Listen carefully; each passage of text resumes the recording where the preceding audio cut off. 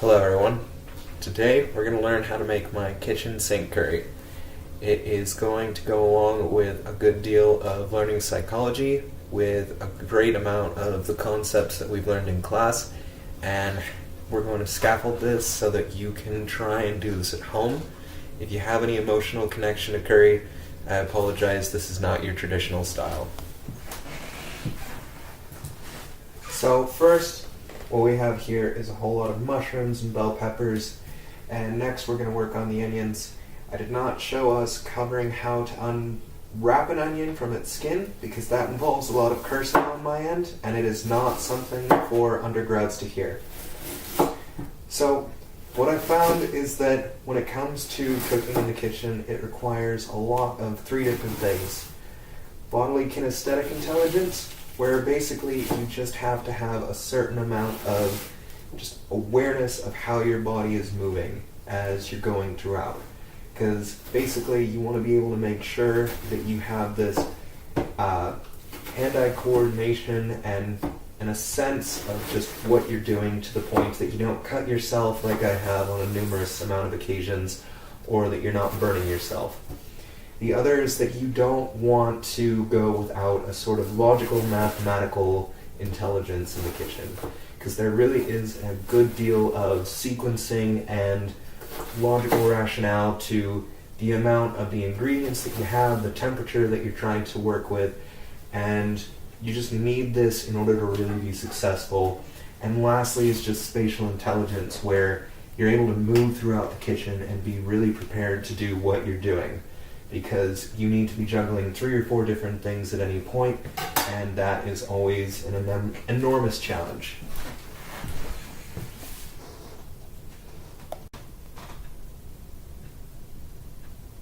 So what we have here right now is all of our veggies loaded up into a pan, and we're just going to turn the heat on high. And what is important to know is you need a good amount of olive oil to just get this going, and you're going to stir it through and add your seasoning as you go. The whole point of this is that you really want to try and actually let it simmer and saute so that the vegetables are cooked through before you actually start, because that just takes the most amount of time compared to the rest of the ingredients. And in the background, what we have here is a pot of water that we're going to get going to boil for all our rice. And what I can say right now is I will never learn how to actually cook a pot of rice. That is something beyond me. But as for the rest of it, it has been a lot of adaptation and assimilation in what I have learned. And I can expand on that a lot more in the coming minutes. So at this stage, we've added the tofu. We've also added some garbanzo beans in, because there's nothing wrong with having more curry. And we've also got the brown rice going in a boiling pot. So what I thought was interesting was I realized that Vygotsky was absolutely right in learning preceding development, because what I've come to realize is I didn't need to be in a higher order of development in order to learn how to do this. I was able to go through the research and figure out how to start doing this as I went along. And so, unlike Piaget, who would have told me that I needed to be at a certain stage where I was prepared to do this, it was something that could happen at any time. So cooking is always something that you can pick up and just go from the very start, even if you don't really know a single thing. So the other thing that's interesting is Vygotsky talked about how culture is basically one of the preceding elements to development.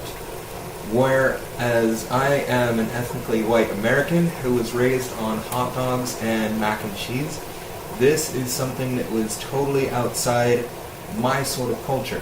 But thanks to opportunities, I was able to go out to restaurants and try this sort of food. And as a result, I was able to be exposed to this sort of thing and create a new type of learning, which is a different way of how to cook and different sorts of dishes. So this validates the notion of sociocultural theory by learning from social settings like dining with other foods being social in the first place. So by being around others who enjoy foods, I can learn from them about different cultures. So at this stage, it is totally worth mentioning how YouTube was an awesome scaffolding for me as far as a more knowledgeable other. Because I was able to go through these recipe videos that were everywhere, and anyone can do this, by the way. I highly recommend it. But what you're able to do is just get a source of greater understanding that essentially is enabling for you a zone of proximal development where learning can occur. Because as you go along with the person as they're going through their video, you're able to watch and you're able to mimic their actions, and you can just take in what they've done and you can create something better. So what I found was that this was a really great form of scaffolding, and it helps to guide a successful attempt. It's also important to just acknowledge that this was sort of a form of cognitive apprenticeship, like Vygotsky would describe, where I was able to just learn from the more knowledgeable other. And it's also important to recognize that this knowledge is classified under situated cognition, as learning how to cook this would have been impossible in any other context or environment, since I don't really know how to go into an Indian restaurant and learn. This might explain why it's a challenging skill also to transfer, since in different contexts, other than cooking, that this is something of a bounded knowledge which is only applicable in the kitchen. Stirring and boiling and dicing aren't really things that you can transfer outside in many situations. And just to catch you all up, what I've done is I've gone and added in some curry paste. I go ahead and cheat by adding some pre-store-bought stuff. What I have is vindaloo here, and we've also added in some falafel because, like I said, with Kitchen Sink, I add in everything that I can think of that sounds awesome. Works more often than not, but sometimes it does not.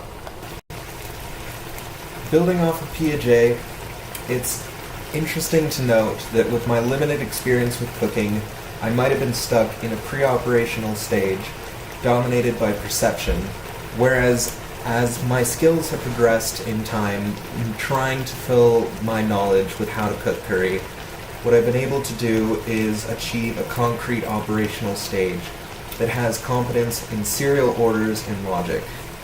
Building off of that, what I've been able to create is a script that is basically fluid and self-natural in being able to cook this as I go.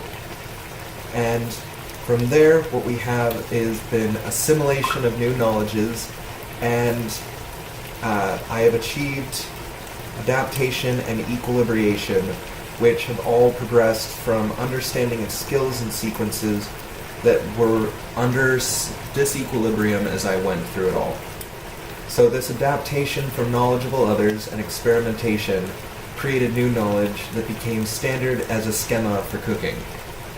And essentially that has produced for me the ability to cook in a way that has been unprecedented before in my book, basically.